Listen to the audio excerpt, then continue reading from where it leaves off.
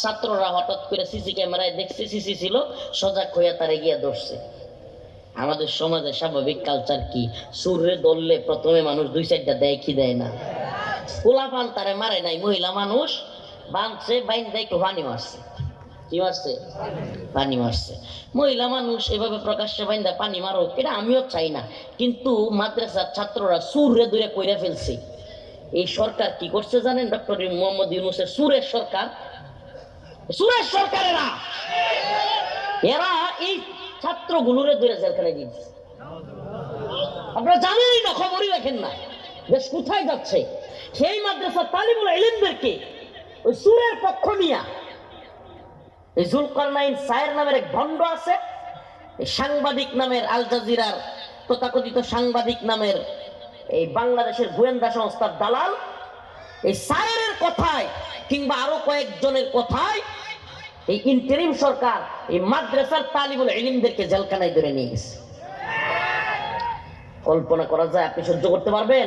একটা চুরনির জন্য রাষ্ট্র চুরের সাজা না দিয়া, চুরকে জেলে না নিয়া, আজকে মাদ্রাসার ছাত্রদেরকে জেলখানায় নিয়ে যাচ্ছে। মগের মুল্লুক শুরু হয়ে গেছে না হাসিনার মতো? হ্যাঁ, তাইলে হাসিনার মতো যদি কেউ মগের মুল্লুক তৈরি করে এই দেশকে যদি কেউ হাসিনার লেভেলে নিতে চায়, তাহলে তার পরিণতিও তো হাসিনার মতোই হবে। এই জন্য আবারও বলছি, দেখবেন এই তথাকথিত নোবেল বিজয়ী এই লোক শেষ বয়সে এই জাতির সামনে লাঞ্ছিত হবে।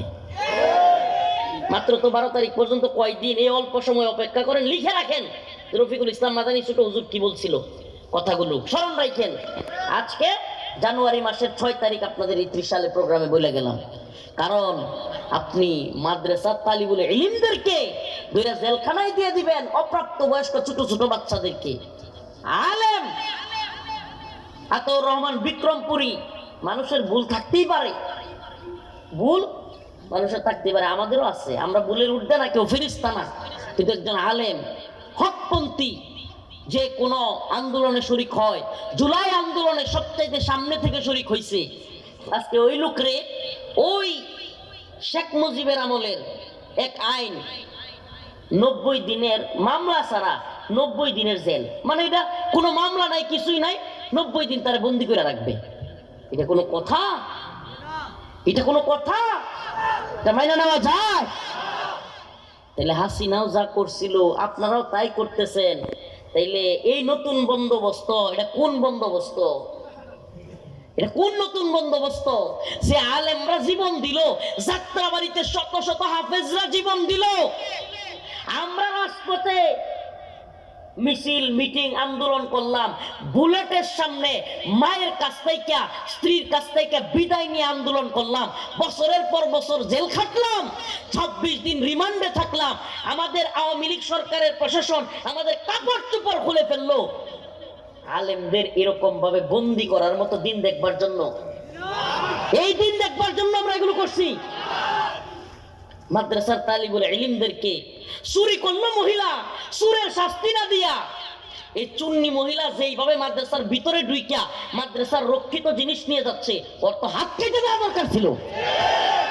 আস-সারিকু ওয়াস-সারিকাতু ফাকতাউ আইদিয়াহুমা, কার কথা এটা?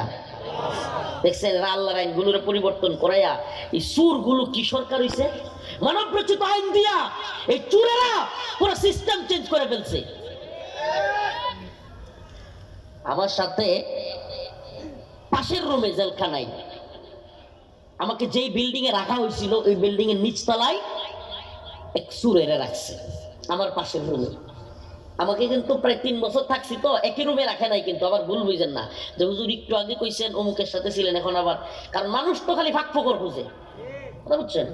3 বছর প্রায় ছিলাম, তো রুমে ছিলাম মেলাডি, কয়ডি, অনেকগুলো রুমে ছিলাম, মানে মহিষিঙ্গা ভাষায় কয়েছি আর কি, অনেকগুলো রুমে ছিলাম। তো আমি যখন প্রথম যাই, আমাকে রাখা হয়েছিল মদখোর সুর বাটপারদের সাথে, প্রথম 8 মাস, কয় মাস।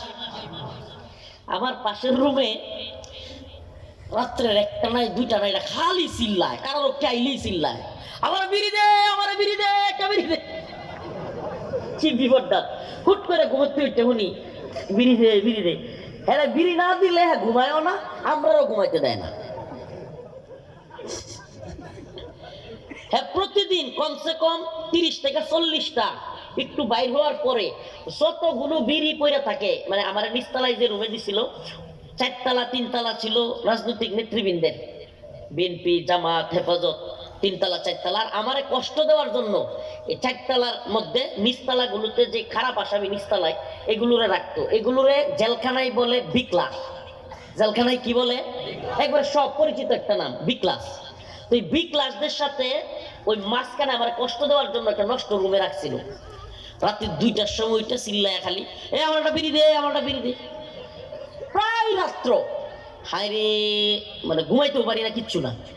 এখন সকালে উঠতে দিই যে 30-40টা করে বিড়ির গুটকি দল করে, একটার পর একটা, যে একটু একটু ধুয়ে দেয় না মানুষ, খায় ফেলায় দেয়, একটার পর একটা খায় শেষ করে। কেউ কথাও শোনে না, একটু মানে মাথায় একটু সমস্যা প্লাস সুর। এখন যে কথার জন্য এটা বলতেছি, এখন হের হঠাৎ করে মানে মনে হয়েছে যে আমার ইনো থাকলে সেলের মধ্যে আটকায় রাখে, আমার বিড়ি খাইতে ঝামেলা। তো একটু আমি যদি হসপিটালে যেতে পারি, কারাগারের ভিতরে হসপিটাল থাকে, হসপিটালে আবার রুগীদেরকে খোলামেলা রাখে, একটু জায়গা দেয়, এই মনে হয় আমি গেলে সুবিধা পাবো। হ্যাঁ গেছে হসপিটালও 2 থেকে 3 দিন থাকছে। থাকার পরে হঠাৎ কইরা কারারক্ষীরা সবাই গরম ফায়ার, কি হইছে কি হইছে কি হইছে, হসপিটালের কেসি পায় না। কি পায় না?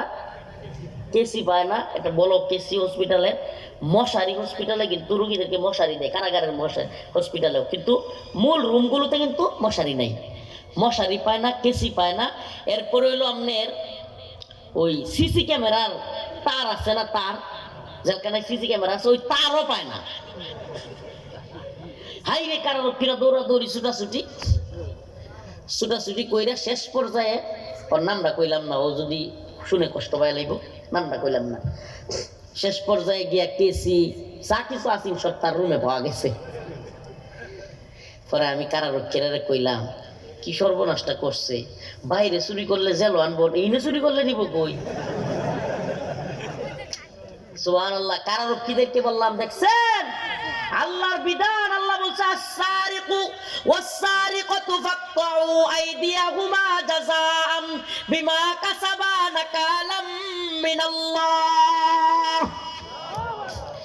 আস-সারিকু ওয়াস-সারিকাতু ফাকতাউ আইদিয়াহুমা, চোর এবং চোরনি যদি চুরি করে এবং গচ্ছিত মালামাল থেকে চুরি করে ধরা খায়, ফাকতাউ আইদিয়াহুমা, তাদের হাত কাইটা দিতে হবে। আর ঘোষণা এটা, হাত কেটে দিতে হবে। কন্ত যদি ওইটির হাত কেটে দিত চুরির কারণে, জেলে না নিয়া, এক চুরের হাত কাটার কারণে পুরা ত্রিশাল চোর মুক্ত হয়ে যেত না? এক চুরের হাত কাটার কারণে পুরা শহর, পুরা দেশ চোর মুক্ত হয়ে যেত না? কথা কন না কেন? প্রিয় ভাইরা আমার, হুজুর প্রিয় বসতে একটু মাথায় পানি দেন না।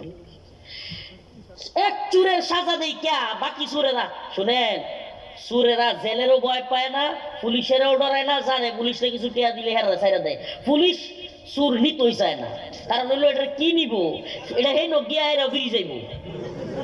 এরপরে লাত্তি দুইটা দিয়া পুলিশ থানাতে ছাইরা দেয়, হেও মজা পায়। চুরেরা এই দুনিয়াটা একমাত্র ডরাইতো যদি জানতো যেই হাত দিয়া চুরি করে হাতটাই কেটে দেওয়া হইব। চুরি করতো একটাও। তাইলে এই দুনিয়া শেখ হাসিনা বা ডক্টর মোহাম্মদ ইউনূস ভালো আইন জানে নাকি আমার আল্লাহ? কথা বলেন না কেন?